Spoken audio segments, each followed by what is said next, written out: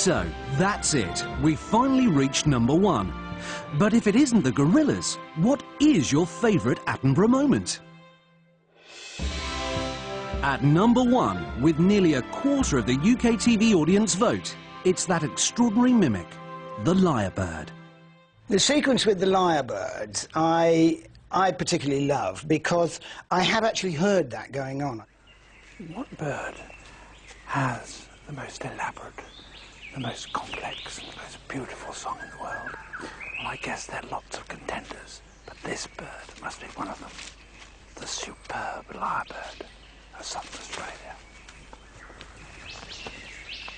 To persuade females to come close and admire his plumes, he sings the most complex song he can manage. And he does that by copying the songs of all the other birds he hears around him, such as the kookaburra.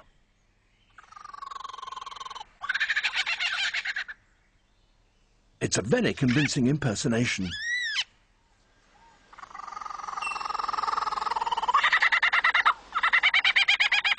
Even the original is fooled.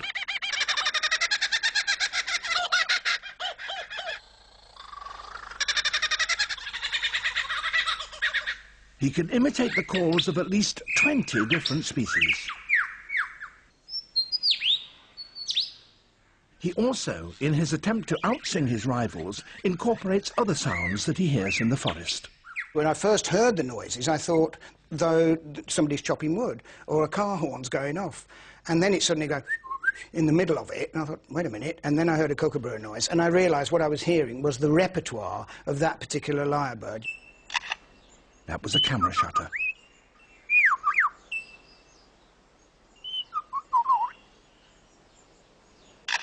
And again.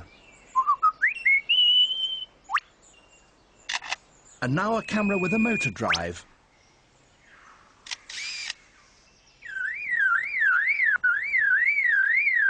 And that's a car alarm.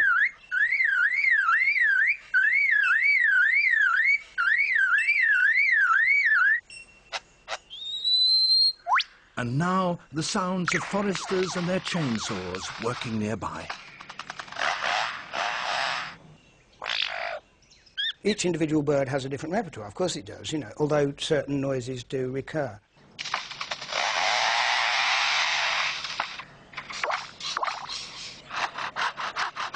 The ironic thing was that we eventually found a lyrebird that, having been imitating kookaburras and things like that, was then singing and performing in a forest that was being felled.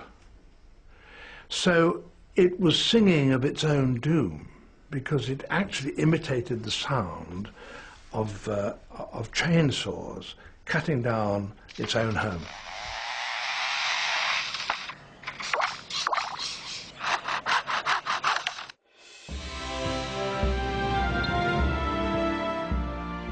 I would like to think that what I've done over the past 50 years has produced so many hours of television, 100, 150 hours of television, in which you can say, well, if you want to know what the world, the natural world, looked like at the end of the 20th century, there's a superficial but relatively coherent picture of the animals and the plants, the seas and the forests, and the mountains and the glaciers of planet Earth at that time.